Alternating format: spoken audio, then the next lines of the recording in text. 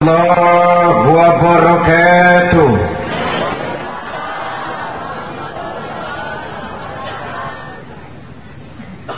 Bismillah, alhamdulillah, wassalatu wassalamu ala rasulillah wa ala alihi wa sahbihi wa mawalah, amma ba'd.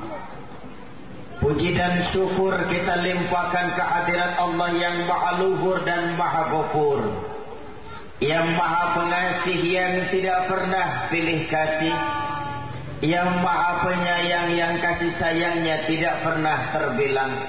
Salawat dan salam kita limpahkan kepada junjungan alam Nabi besar Muhammad sallallahu alaihi wasallam. Para alim ulama, para ustadz yang saya muliakan, ibu-ibu dan bapak-bapak yang saya hormati, tidak lupa rekan-rekan generasi muda, sahabat-sahabat seperjuangan yang saya cintai. Setelah 56 tahun kita merdeka, maka tentu kita semua menginginkan kebahagiaan. Tapi pertanyaan muncul, bagaimana cara meraih kebahagiaan itu? Ada orang yang mengatakan, oh kalau mau bahagia itu dari harta, mau bahagia itu dari kedudukan, mau bahagia itu dari popularitas. Orang yang punya pendapat bahagia dari harta, waktunya habis untuk mengejar harta. Orang yang berpendapat bahagia dari kedudukan, waktunya tersita untuk mengejar pangkat dan jabatan. Orang yang punya pendapat kalau bahagia dari popularitas, segala yang dia miliki habis hanya untuk mencari ketenaran. Betulkah bahagia itu dari harta, kedudukan, dan popularitas? Sebab logika akan bicara. Kalau bahagia dari harta, tentu orang kaya bahagia semua. Tapi lihat kenyataan, tidak sedikit orang bergelimang harta tapi resah dan gelisah. Laras bu? Saya mau nanya sama ibu-ibu, apa semua orang kaya bahagia? Betul sekali. Tidak semua orang kaya bahagia. Artinya apa? Orang kaya belum tentu bahagia. Orang miskin pasti susah. Mantak mening beunghar aya harapan. Geus miskin tara salat ripuh. Geus miskin rajin judi susah. Ka pasar ngangkut beas 2 karung kuat tiap ending. Adzan subuh 4:30, simut 2 on diangkat. Aneh tapi nyata. Jadi bahagia dari kedudukan, siapa bilang? Zaman sekarang lagi musim pejabat stres. Oh, kalau begitu dari popularitas, jadi artis kayaknya enak. Siapa bilang jadi artis teripu? Ada yang disuruh berperan jadi orang idiot. Siapa, Bo? Anjas Mara.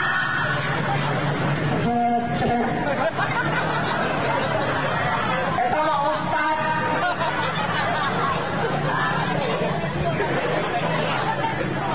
Gara-gara sinetron jadi rusak ngaran cecet. Aduh, mun pamit jeung Anjas Mara kudu perhitungan heula ya. Seenaknya ngambil nama cecep. Bego deh ibu. Eta film teh kudu buru-buru ditarik. Sebab naon bu, kerating daeng wae ditarik teh bahaya masyarakat teh, mengandung kafein. Eta sinetron bisa membuat masyarakat jadi bego. Nah, encik hayang kawin. Jadi barego, ini malah lajon lagi. Bahaya teh buru-buru ditarik. Tinggal rusak ngarancet, lo paling penting mana? Untung Ustaz sabar. Mundur geus diteke. Jadi bahagia dari mana, Bu? Nabi tegaskan arba'atun min sa'adatil mar'i, 4 tanda orang bahagia. Kalau kita punya 4 kunci ini terbuka pintu kebahagiaan, sehingga kita akan berani mengatakan rumah tanggaku adalah surgaku. Yang pertama, Nabi tegaskan mau bahagia darun wasi'un, harus punya rumah, biar bagus asal gede. Ya, naon maksudnya Ustaz? Aya qalbun wasi'un. Artinya rumah luas, hati bersih. Artinya rumah luas, hati lapang. Artinya rumah luas, hati ikhlas. Saya minta bantuan security, Bapak Hansip, kalau bisa peluitnya jangan terlalu keras. Sebab konsentrasi saya jadi Pak Belit yang periwit. Lagunan teka tinggal gitu, tidak kedengarannya atau kumaha ada. Ibu bapak yang saya muliakan, jadi bahagia itu dari hati yang bersih. Ini kunci nih. Sebab kemuliaan seseorang tidak tergantung raut wajah. Kemuliaan seseorang bukan tergantung pakaian. Kemuliaan seseorang bukan dari pangkat dan kedudukan, tapi nilai ketakwaan. Tommy Soeharto saja ngaran Pak Ibrahim. Terolok-olok ngaran Nabi. Cing atuh nyamar teh cecep gitu. Ibrahim. Jadi nama tidak menentukan kemuliaan, nilai takwa. Makanya manusia itu tergantung hatinya. Jika teko tergantung isi teko. Isi susu keluar susu, isi kopi keluar kopi, isi bandrek keluar bandrek. Hati kita susu yang tampil akhlak susu. Hati kita bandrek yang tampil bandrek. Artinya apa? Hati yang bersih yang tampil akhlak mulia, hati yang kotor yang tampil akhlak tercela. Maka Imam Al-Ghazali kenapa banyak bicara persoalan hati? Sebab ini yang paling penting. Hati-hati orang yang berpenyakit hati, dengki, tersiksa sampai mati, tidak senang dengan kesenangan orang lain. Tetangga beli motor panas tiris, tetangga beli mobil di opname, tetangga imahna ningkat pae, iraha bahagia, kasih sawe terus bikin kemawat mah. Enak bu orang yang dengki bu? Kita justru yang didengkiin yang enak. Yang didengkiin mah bu lagi ngitung duit, boboti berat, nu dengkina mah ngomong sorangan di kamar. Mau diomongkan mater bawa-bawa di berat. Mantap Rogi, jangan sampai hati berpenyakit. Miliki hati bersih nih, hati suci, hati lapang, hati ikhlas. Waktu saya SMP kelas 2, waktu itu saya masih jadi pedagang es. Betul Pak, saya pernah jadi pedagang es. Tujuan saya bukan cari uang, saya ingin merasakan susahnya cari uang. Berat, panas, terik, keringat tidak sedikit. Eta mah diuji ku Allah. Dugikeun kasihan es teu payu hiji-hiji aca. Tapi terputus asa cek kiai, yang ikhtiar doa kudu maksimal, ngadoa we Bu. Ya Allah, Kau yang maha bagi rizki, bagikan rizki buat hambamu ini. Habiskan es ini ya Allah. Alhamdulillah siang eta kene sadayana es seet di leut nyalira. Adalah mun teh kitu mah beak-beak. Seet kan ari setor dipecat. Pak meninggalak dipecat, letik-letik diajar korupsi. Bapak hari korupsi kecil-kecilan langsung dipecat. Hari besar-besaran diam aja. Saya ini bukan anak kiai. Bapak saya bukan kiai Bu. Tapi waktu kecil saya senangnya dekat sama kiai. Cing atuh lamun urang dekat jeung kiai mah insyaallah kenging berkah. Laras teh Bu? Aya kiai sasalaman. Waktu seorang kali gaduh cita-cita iraha tiasa sasalaman sareng Pak Zainuddin MZ. Mun hese Bu ayo salaman kaburu euy. Salaman jeung nini-nini. 7 tahun teu bisa sasalaman. Naos pengumuman dina koran. Ikutilah lomba pidato mirip Kiai Haji Zainuddin MZ. Wah, kalau saya dapat piala ini kayaknya bisa salaman. Pesertanya ada 100 mirip semua. Saya kebagian nomor 57.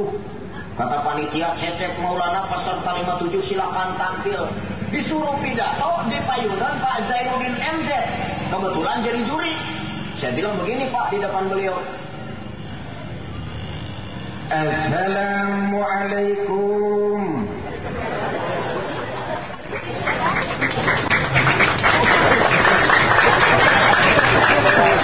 Lagi perlombaan.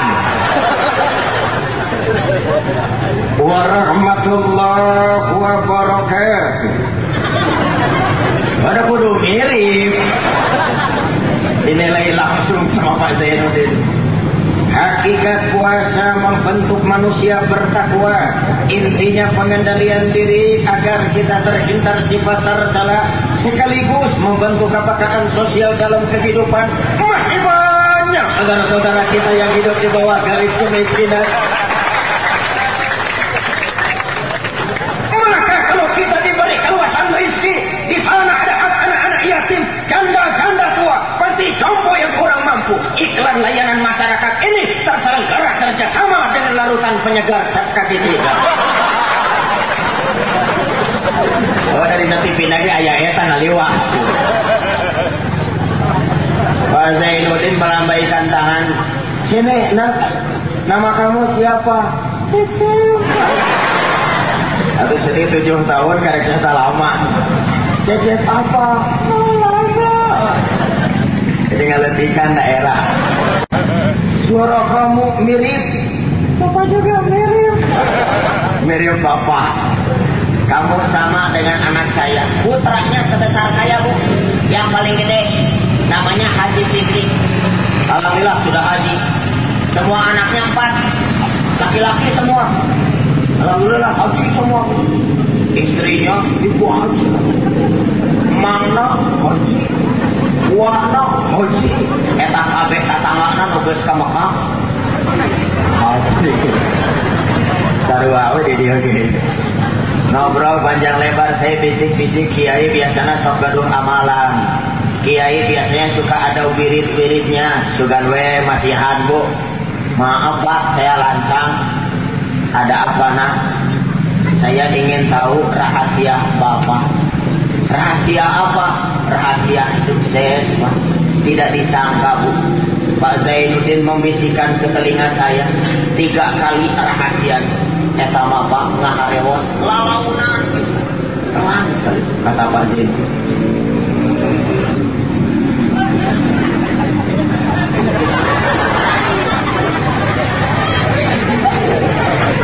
Eta rahasia anak. Oh, tidak itu lagi lalaunan. TKC ditarikan. Mau tahu rahasianya? Belum kompak. Anak-anak mau tahu rahasianya? Diputer, dicilat, telek.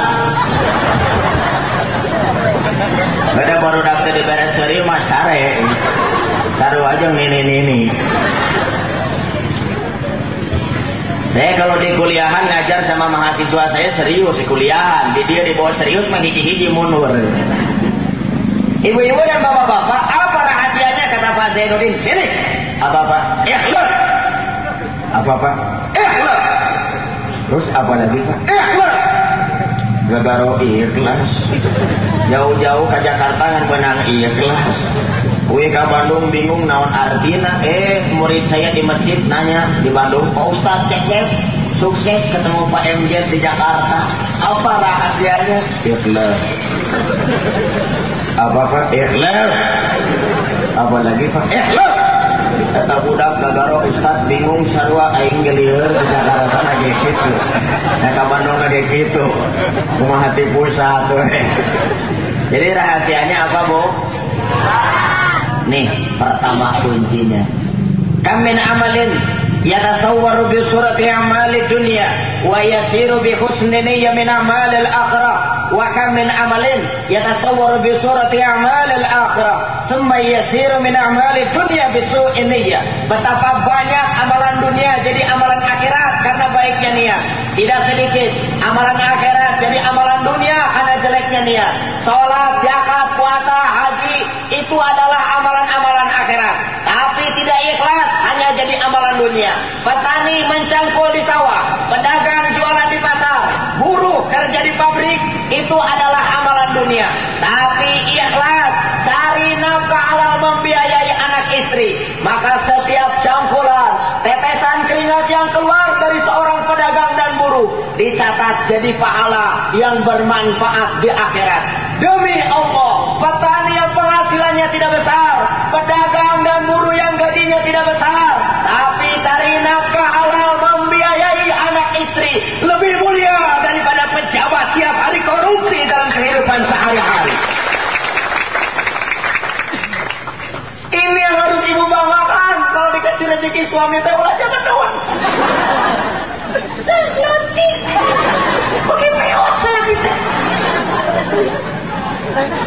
Jangan begitu, Bu. Yang penting halal, betul?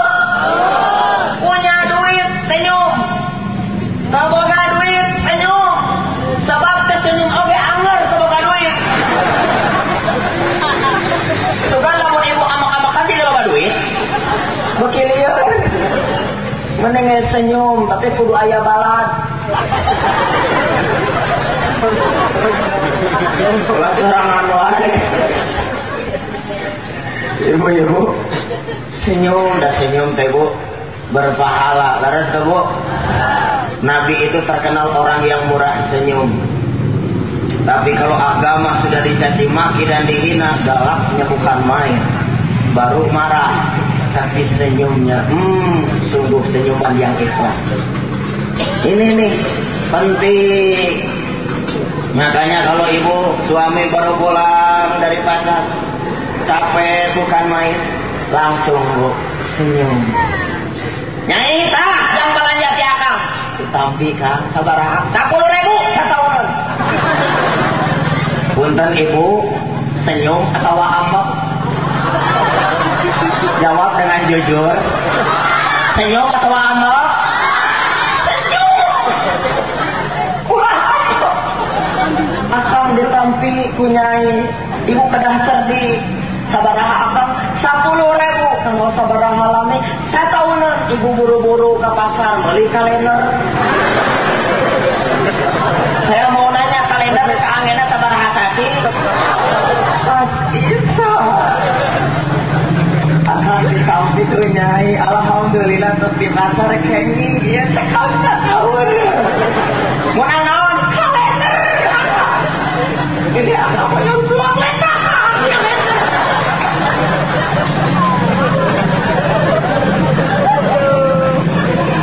Kira-kira 10.000 setahunannya punya. Hati bersih, hati suci, hati lapang, hati ikhlas. 2, markabun syarif, punya kendaraan cepat dan lancar. Mau bahagia itu harus punya kendaraan mobil, Ustaz? Bukan. Lalu apa yang bisa memperlancar hablum minan nas, hablum minallah? Hubungan dengan manusia, hubungan dengan Allah. Nabi pernah kepada para sahabat bertanya, "Atadruna manil muflis?" Tahukah kalian orang bangkrut? Ya Rasul, pedagang itu bangkrut dunia. Lalu siapa yang bangkrut akhirat? Innal muflisa min ummati mayati yaumal qiyamah bi salatin wa siyamin wa zakatin wa ya'ti khamsata ma'aza wa qazafa haza wa akala mala haza wa safaka dama haza. Orang yang bangkrut di akhirat, orang yang nanti di yaumul akhir bawa salat, zakat, puasa, tapi bawa dosa, pernah mencaci maki, memfitnah, memakan harta orang, membunuh. Si fulan mau masuk ke surga, datang tetangganya protes, "Ya Allah, saya tidak ridha." Kenapa? Sebab dia waktu di alam dunia pernah memfitnah saya. Ibu-ibu, ini urusannya hablum minan nas. Bereskan. Kalau dengan Allah sih Bu, kita diampuni langsung beres. Tapi kalau dengan manusia harus yang bersangkutan meridhoi persoalan itu. Orang nyuri sendal tahajud, tobat ke Allah sampai nangis, balikeun heula sendal. Sebab ada hubungan dengan yang punya sendal. Lalu apa yang terjadi? Ditanyalah yang difitnah. Bagaimana? Sudahlah. Dia pernah memfitnah saya waktu di alam dunia, saya ikhlaskan. Nah, kalau sudah ada kayak gitu berarti impas.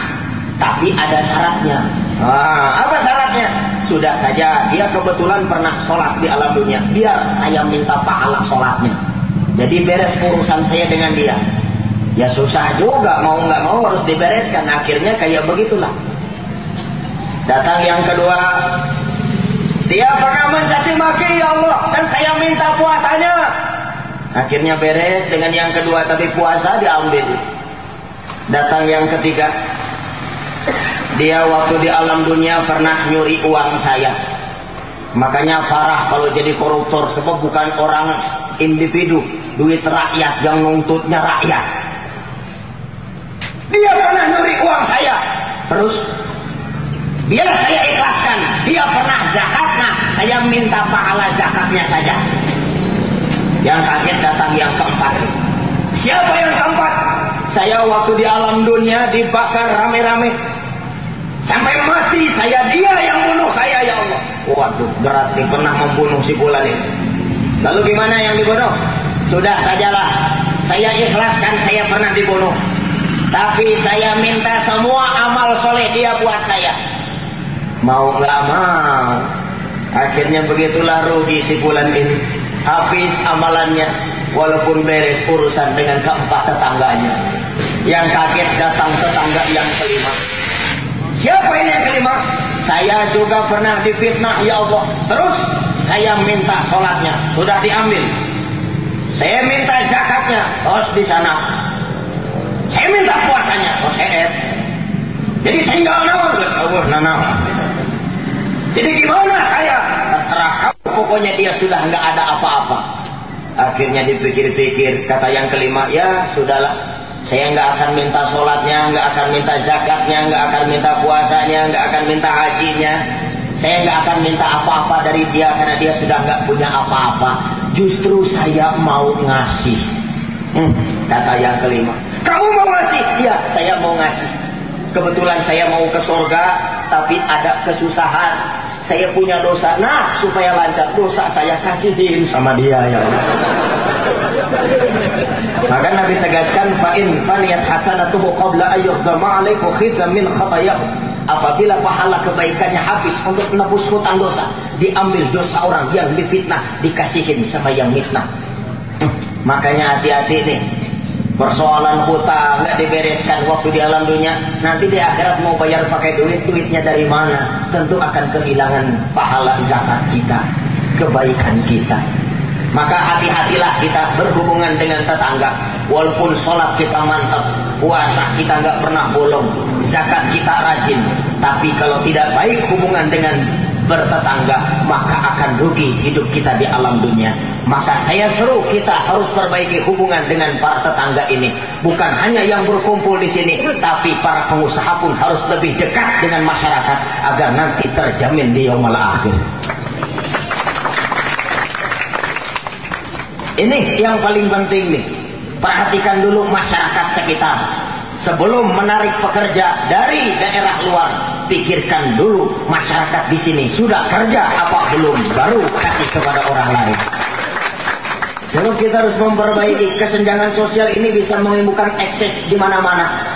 Lihatlah keributan terjadi di mana-mana. Kenapa? Sebab ada persoalan kesenjangan dan ini harus diperbaiki, lebih diperhatikan. Ini yang pertama. Yang kedua, punya kendaraan cepat dan lancar. Perbaiki hubungan bertetangga, tapi Allah yang paling utama. Saya pernah diundang ceramah, kaget. Kenapa kaget? Baru pertama saya diundang ceramah, yang hadir semuanya tentara, Pak. Lebih dari 1000 tentara semua, wajah serem-serem. Kurangnya ceramah jadi kebawa serem. Waktu baca markas besar TNI Angkatan Darat, pantesan tentara kabeh da markas tentara. Waktu masuk, kan di gerbangnya ada penjaga. Yang kaget, saya kan waktu masuk gerbang gak sengaja garuk-garuk kepala ke arah ratul ya. Oh, disangka penjaga nggak hormat. Datang masuk ekor ngaliwat, dihormat bu. Orang jadi nggak hormat. Dalam arah ratul hulu. Masuk di barisan paling depan. Yang kaget ceramah di tentara mah beda pak. Sebelum ustad tampil teh disiapin dulu sama komandan. Di pinggir saya kan komandan maju ke depan. Dalam hati ya komandan rek naon dia. Ternyata nyiapin pasukan dulu.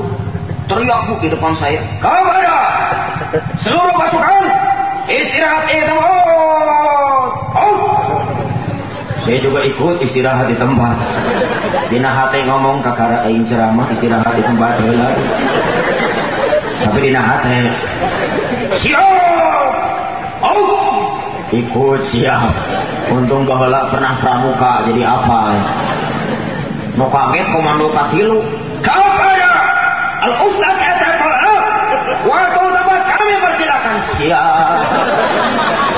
Aduh kakara aing ceramah dibentak-bentak. Untung geus kuat mental. Siap-siap. Aduh kepingsan. Ceramah sajam. Selesai ceramah saya duduk lagi. Waktu duduk ada pejabat mendekati saya, senyum. Orangnya senyum, Orangnya itu senyum. Assalamualaikum Ustaz kecil. Waalaikumsalam Bapak gede. Masih muda, berapa usia? 23. 23? Sama dengan anak saya. Bapak juga sama dengan bapak saya. Tapi jadi sarua mah sarua. Makanya saya sarunya aki bapak gabung. Ngobrol panjang lebar. Ustaz kenalan, ini nama saya. Masih kartu nama Pak. Dibaca teh kartu nama pejabat Wakapolda, Wakil Kepala Polisi Daerah Jabar. Iya Rajana Polisi nomor 2 se-Jawa Barat. Malah kaget dia bilang gini, Ustaz kartu nama saya buat Ustaz jangan hilang. Kalau mobil Ustaz di stop polisi tunjukkan kartu nama ini. Beres. Wah, kakak Emi eta mah kamana-mana dicanak Pak menyetir mobil teh saku hanap SIM STNK isaku luhur Wakapolda. Mukana lamun mobil di stop polisi. Pastikan polisi yang nyata baca Wakapolda.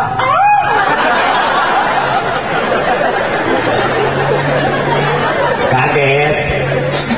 Padahal dulu di pesantren saya diingatkan Kiai Cep, kalau sudah beres dari pesantren jangan silau mata oleh jabatan, jangan silau mata oleh kedudukan dan kartu nama.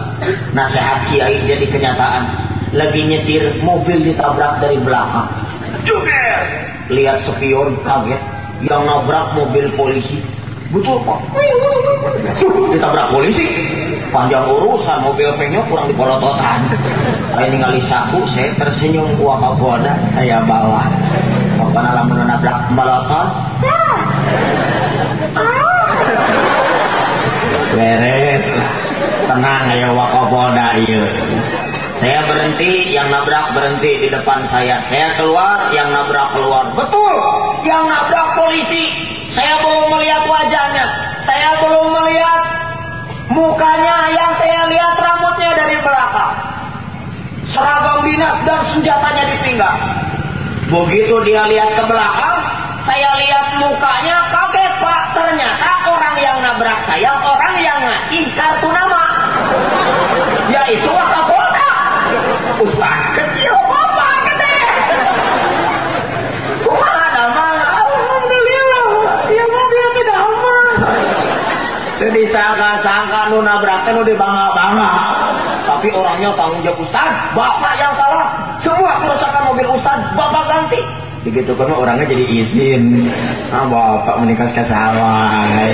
Wios dong digentosan, basa-basi. Itu disangka, basa-basi saya dianggap serius.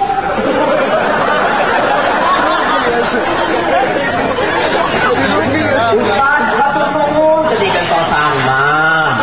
Bapak teh hoyong ngagentian cuk Ustaz entong, alhamdulillah. Mobil penyok jadi gantian. Tungtung nama dipiceun Wakapolda. Disangka saya bisa menolong, justru membuat mobil jadi penyok. Artinya apa? Membanggakan manusia belum tentu membuat kita mulia. Maka jangan silau kita dengan manusia. Gara-gara dia lebih kaya, kita nunduk-nunduk.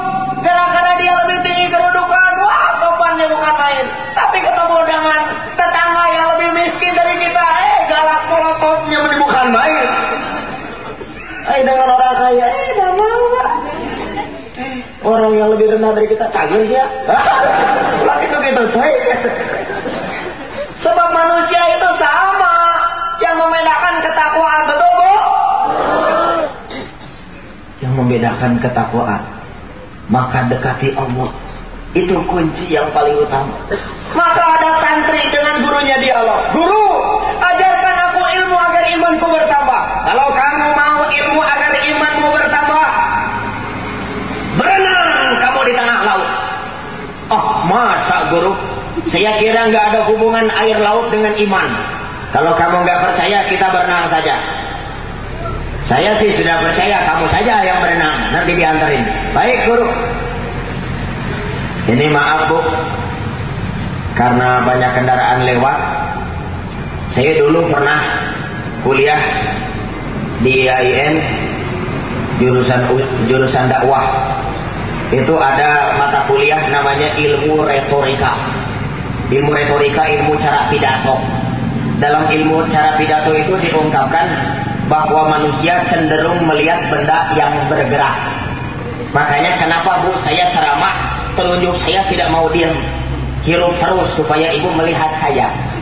Saya bolak-balik mata kaditu kadir. Supaya apa? Supaya ibu melihat saya. Tapi telunjuk saya bergerak, muka saya bergerak, ayat truk ngaliwat, ibu ningali truk. Sebab truk lebih gede dari curug saya. Jadi kita harus buat kesepakatan, ayat truk ulah ditinggali. Siap bu? Sebab saya susah, dia pakai truk, ibu ningali truk. Gitu-gitu kene itu baheula oge truk mah loba. Mereka dari terus satu bu. Boleh melihat tapi nu hidungna ngumpul. Sakitu saeutik. Siap bu? Awas mun aya truk ningali deui. Ini barang enggak apa kararieu. Bapak mah moal ningal, apa nu ningal mah ieu. 30 tangkis ningali teko. Tok. Moal aya ningali wasit. Baik. Nah, ulah ditinggali nu ciri kami. Antap kita mah tegar kaki siap bu? Beres pas capek ngurus dakwah teh. Ayo konsentrasi terus. Ini atas ini. Baik. Nah, ibu-ibu akhirnya naiklah perahu ke tengah lautan. Murid dengan gurunya itu. Lalu setelah di tengah lautan, kata gurunya, berenang kamu. Berenang saja. Akhirnya ditanya sama gurunya, sudah bertambah imanmu apa belum? Belum guru. Sabar. Iman itu bertambah kalau sabar. Akhirnya ditanya lagi sama gurunya, sudah bertambah imanmu belum? Belum guru. Kata saya juga guru, gak ada hubungan iman dengan air laut. Oh, baik kalau begitu kita buktikan. Tunggu ya. Diambillah dayung. Ini tahu apa? Dayung guru. Nah, lihat dayung ini. Waduh, filosofinya bagus guru ini. Dikayuhkan bu. Set. Satu kali. Menjauh. Set. Sudah nambah imanmu belum? Belum guru. Dikayuh 5 kali. Set. Set. Set. Set. Set. Menjauh. Teriak lagi. Sudah nambah belum? Belum guru. Dikayuh lagi 10 kali. Terus 10 kali. Sudah nambah imanmu belum? Belum guru. Dikayuh lagi. Sampai teriak muridnya ini, guru, jangan tinggalkan saya. Iman ternambah guru Allah. Tapi aneh, gurunya terus mengkayu. Sampai minta tolong. Wah, ini kayaknya guru gak main-main nih, ninggalin saya. Guru, tolong saya gak kuat guru. Gak begitu lama ini, saya sudah gak kuat guru. Terus saja mengkayu, gak mau dengar. Padahal kedengaran. Tolong guru, tolong saya, tolong guru. Tapi aneh, gurunya tidak mau menoleh. Sampai tertutup kabut hitam. Gak kelihatan lagi perahu gurunya. Gak kelihatan lagi gurunya itu. Setelah gak kelihatan, teriak sangat keras muridnya ini. Tidak ada siapa-siapa di tengah laut, dia teriak. Tapi aneh, bukan tolong guru yang dia bilang. Tolong ya Allah, tolong saya, tolong ya Allah. Baru ketika dia bilang tolong ya Allah, datang dari belakang gurunya. Dipegang tangan muridnya. Kalau kamu bilang tolong guru, kapan iman kamu nambah? Tapi kalau kamu bilang tolong ya Allah, imanmu akan bertambah. Sudah nambah iman belum? Sudah. Udah sian dikaralap ini. Tapi memang begitulah. Kalau kita minta tolong kepada Allah, baru iman kita akan bertambah. Kalau kita nggak pernah minta tolong kepada Allah, Kalau kita nggak dekat kepada Allah, bagaimana nih kita bisa bertambah? Maka bagaimana supaya dekat dengan Allah ini? Ya harus ada ilmunya dong. Siapa ingin dunia harus ada ilmunya. Siapa ingin ada akhirat harus tahu ilmunya. Maka ini ilmunya penting nih. Ustaz, saya pengen punya istri yang soleh, suka ngaji, tara. Dan soleh teh harus tahu ilmu cara soleh. Ilmu cara soleh didapat dari ngaji. Ayo tara ngaji kumaha bisa jadi soleh. Ustaz, saya pengen punya anak soleh. Oh sok ngaji, tara. Anak soleh teh harus tahu cara soleh. Cara soleh dapat dari pesantren ngaji. Ayo tara di pesantren kan beradi ajak ngaji kumaha bisa soleh. Itu logika yang menarik untuk kita perhatikan. Jadi ada ilmunya. Sebab tanpa ilmu kita bisa tertipu. Waktu di tanah suci ada nenek-nenek gak bisa tidur, Pak. Kenapa nenek-nenek gak bisa tidur padahal dia nginep di hotel berbintang 5 Hilton? Ibu-ibu, kenapa gak bisa tidur? Sebab di lampu kamar hotel itu nyala terus. Mau matiin gak hafal saklarnya sebelah mana. Biasa di kampung bobote lampuna parem wae. Jadi hayang mereman, batur mawiri dia manangan saklar. Dipanggil pelayan, datang orang Arab. Udah di Arab mabu hotel Arab pasti orang Arab pelayanna oge. Ari sini nih teu bisa bahasa Arab. Teu boga ilmu bahasa Arab. Jadi teu nyambung komunikasina teh. Assalamualaikum. Waalaikumsalam Arab. Ya lampu pareman. Ngalieur si Arabnya dibere bahasa Sunda mah. Ma pareman? Naon pareman? Tutunjuk kana lampu sini teh. Nur, nur. Maksudna cahaya lampu. Da ingat baheula keur ngaji nur teh cahaya dipake sabisa-bisa. Nur. Innalillahi wa inna ilaihi rajiun. Maksudna paehan eta lampu teh. Da ingat baheula aya nu maot make eta itu. Eta si Arab lain mainan lampu ngadon abus ka kamar marukana si Aki maot. Gara-gara teboga ilmu bahasa Arab. Jemaah saya dulu pengen beli korma teu tira apa hayang 2 kilo ka pasar seng. Duit tabu opat teu wiwi. Warga saya pembimbing bingung. Kumaha ye? Ka mana eta teh? Ternyata buka tukang korma nyebutna rokaat ini. Ingat sholat subuh dipake. Rokaat ini lain mere untung teu komat oge. Udah minta 2 rakaat eta mah. Lain 2 kilo. Gara-gara teu boga ilmu bahasa Arab. Tukang beca di Jakarta. Ibu-ibu disampurkeun turis. Kamhir. Kagamir tuan. Selek ibu-ibu. Wah. Kuat. Makanya tuh kuat. Turis setengah arti ya teh. Let's go. Muntah ini ngomong kita. Padahal lek mere 20.000 ibu.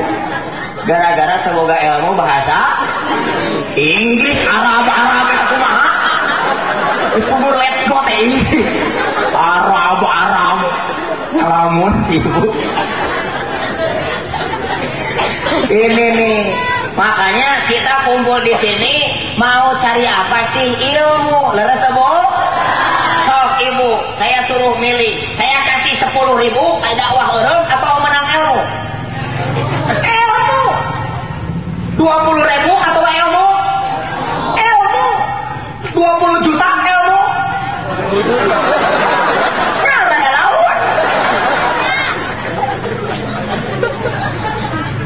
10.000 mah ilmu. Kuat Ustaz jam 3 oge. 20 juta mah.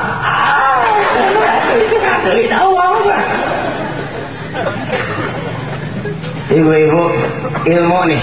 Makanya mau selamat hidup di alam ini harus tahu ilmunya. Apa ilmunya itu? Tidak kitab kuning naon atau Ustaz tahu ribu-ribu.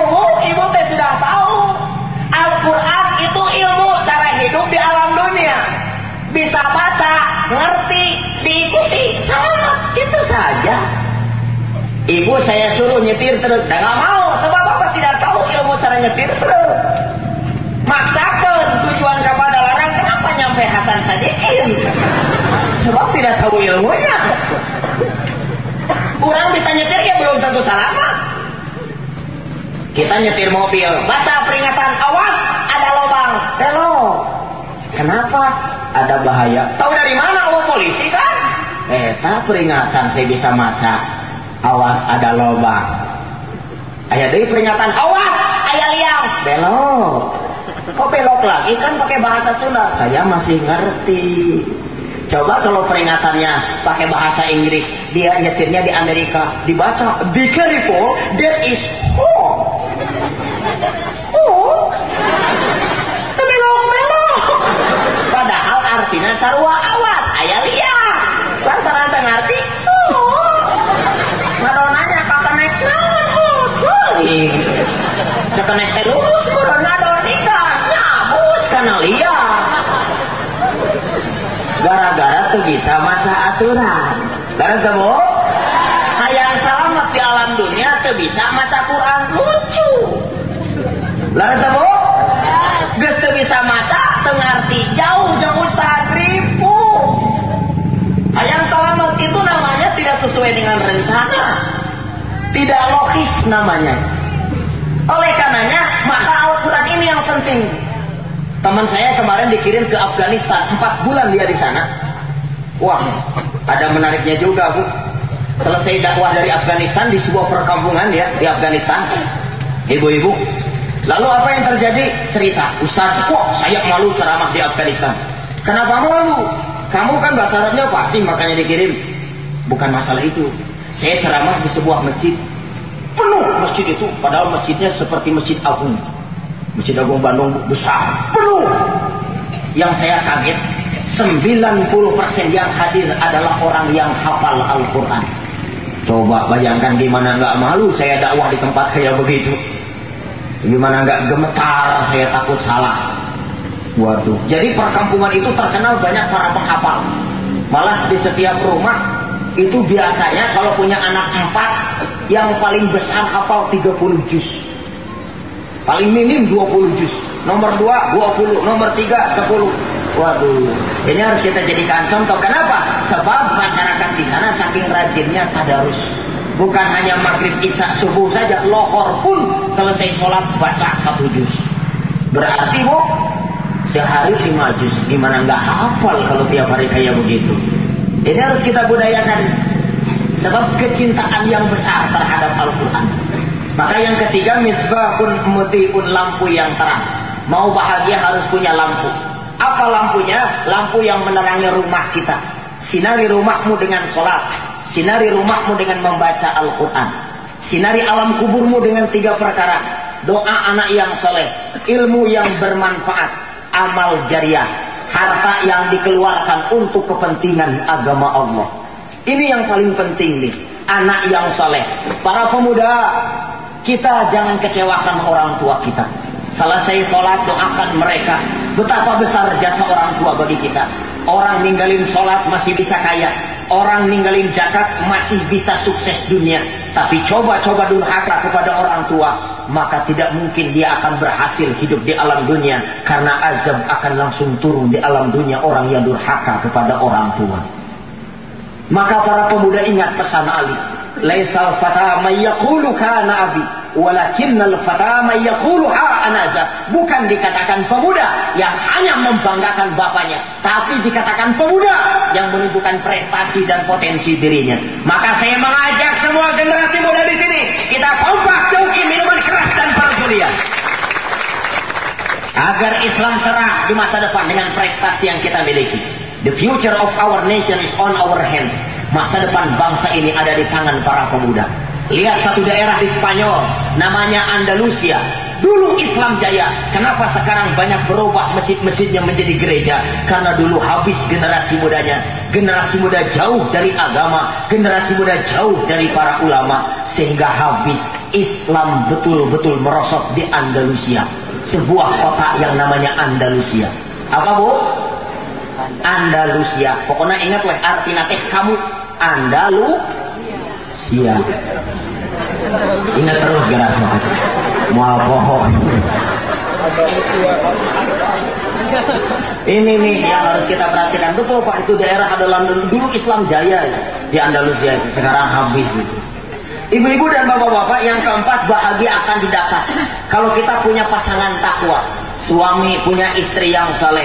Istri punya suami yang mengajak ketaatan kepada Allah. Anak-anak yang soleh. Agaknya dulu di pesantren kata Kiai, Cep, nikah itu tidak seindah yang kamu kira. Tapi indah sekali kalau pakai iman. Nikah tidak senikmat yang kamu duga, tapi nikmat sekali kalau pakai takwa. Jadi pernikahan kalau di dalamnya ada iman dan takwa, indah dan nikmat. Hilang iman dan takwa, hilang juga keindahan dan kenikmatan itu. Oleh karena yang penting nih iman dan takwa ini dibawa-bawa. Saya kan nanya ama, kunaon sih loba pasangan pasea wae kumaha tuh ama ngarang suami istri teh damai rumah tangga teh. Aya resep ti ama, hoyong teh aduh hoyong pisan ama. Jaga lamun maneh boga pamajikan ye amalkeun resep ti ama. Sampai sekarang Bu, eta kalimat ti ama titik jeung pomana inget keneh. Saur kiai kieu cenah Bu. Lamun jaga maneh boga pamajikan, lamun pasea ulah bareng Pak. Sakitu ibu-ibu teh kiai. Kudu anu ngelehan sekali ewang. Tuang we sahan pangheulana eta nu prit. Geus eta beres kakara gantian. Kunaon sih meni asin-asin teuing. Nah, berarti giliran salaki heula ngamok. Ibu hayang amok ge tahan we. Akang teh amok. Amok. So, keraskeun da giliran akang. Oh, Korea. Atau sekarang acah. Kayak geus beres kakara jelaskeun. Kang, nu ngasinan si bibi na molotot ka nyai. Eraeun ibu. Aya ge cenah tulisan, jadi suami istri gaduh pulpen hiji ewang. Jadi lamun ambak tulis. Kumaha asin-asin teuing? Tulis. Kumaha asin-asin teuing? Pasikeun. Jawab tuh si nyai. Lantaran nu ngaasinan si bibi. Pasikeun. Damai. Kalau omong da pasti teh lantaran ieu laras teh Bu. Tulisan mah mau masuk gerak amalkeun pasangan-pasangan muda ya. Tapi kutulisannya aya negatifnya. Negatifnya gimana? Ada cerita menarik nih. Suami istri berantem terus, wonge-wonge teh pasea we, ibu-ibu. Terus kumaha ibu-ibu? Terus pasea teh kebetulan suaminya butuh. Jam 4 subuh kudu diugahkeun. Ibu-ibu kudu diugahkeun. Nyarios izin ditulis we. Nyai kudangkeun akang jam 4 penting. Pasikeun kasih nyai nanti dibaca. Butuh ya. Ayo tadi molotot udah bentak-bentak. Ibu-ibu bobo we. Hari ugah jam genep. Kaget kata masalah kuno ngamuk. Nyai ieu jam sabaraha? Jam genep akang. Kan teh meja udang jam 4. Tos iraha kita aya tulisanana. Aya dina bantal teh bacaan akang udang jam 4. Jadi ditulis ka udang geuna teh. Mana kumaha bisa udang ditulis ada di dinya ge nulis. Hiji-hiji we. Jadi teh udang-udang ibu negatif nanti. Saya dapat cerita ini Bu dari Kiai Haji Abdurrahman Wahid. Kebetulan dulu Gus Dur pernah cerita sama saya lewat koran. Jadi yang menang ilmu mah di mana ya? Aya koran, aya kitab-kitab tinggal dipelajari we ibu-ibu. Geus kudu panggil langsung laras teh Bu. Ribu-ribu ilmu mah enak. Sampai kiai ti Arab be urang bisa meunang aya kitab-kitabna. Jadi ternyata kalau kita lihat, kita perhatikan bahwa ini pentingnya ilmu agama. Jangan sampai kita menjadi manusia yang rugi. Perbesar kecintaan kita kepada Allah. Perkuat kerinduan kita kepada Allah. Maka bagaimana caranya? Maka kita harus menciptakan lingkungan yang membuat kita semakin besar kecintaan kita ini kepada Allah. Kalau hidup di masyarakat yang mana melupakan kepada Allah, hati-hatilah, lama-kelamaan kita pun akan terbawa. Murka Allah akan datang, kecuali dimulai dengan beberapa perkara. Salah satu di antaranya adalah dicabut kasih sayang di antara manusia. Lihat, sekarang masih ada manusia yang rela melihat manusia dibakar hidup-hidup. Di mana kasih sayangnya? dibunuh bukan hanya ditembak kepala, tapi dipotong kepalanya. Saya lihat, saya perhatikan. Saya punya foto-foto itu, kekejaman-kekejaman di beberapa daerah. Bukan hanya orang tua, balita tanpa kepala. Kok manusia sepertinya sudah tidak punya lagi kasih sayang? Murka Allah akan datang, gak langsung, kecuali datang beberapa perkara. Di antaranya adalah dicabut kasih sayang di antara manusia. Maka ini yang harus kita perbesar, perkuat kasih sayang kita ini, cinta inilah. Ibu-ibu dan bapak-bapak yang saya muliakan, ibu cinta kepada Allah, Bu? Alhamdulillah. Maka untuk memperbesar kecintaan kepada Allah, saya tertarik dengan istighfar yang biasa dibacakan Kiai Haji Abdullah bin Nastiar. Kebetulan kita sering bareng-bareng di TVRI setiap Jumat jam 4 sampai jam 5 sore, namanya Cahaya Kalbu. Saya kasih contoh, kita baca bergantian. Astaghfirullah Rabbal baraya, astaghfirullah minal khataya, astaghfirullah Rabbal baraya, astaghfirullah minal khataya. Silakan, Bu. Astaghfirullah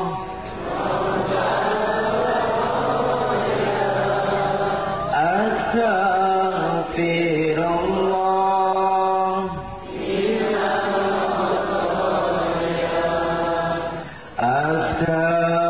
astaghfirullah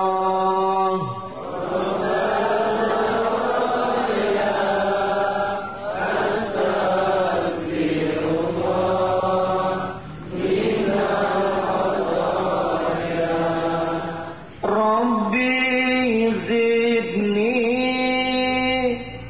ilman nafi'an wa wafiq li amalan maqbula wa wahab li rizqan wasi'a wa tub alayya taubatan nasuha wa tub alayya taubatan nasuha. Astaghfirullah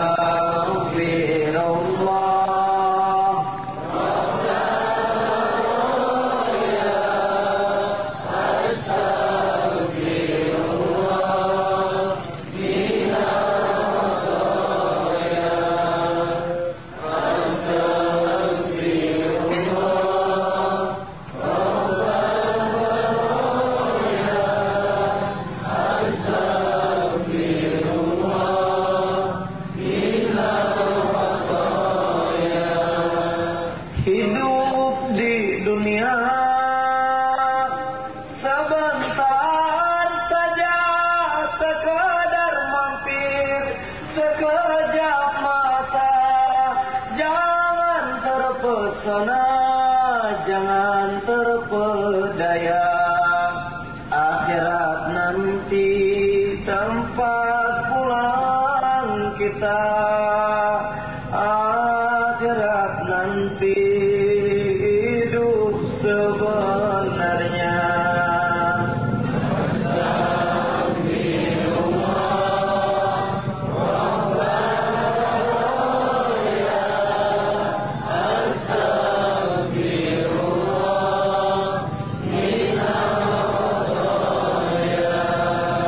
Astaghfirullah Rabbal baraya,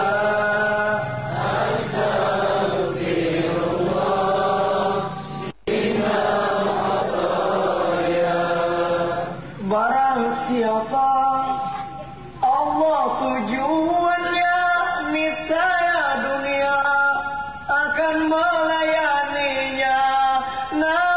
siapa dunia tujuannya, niscaya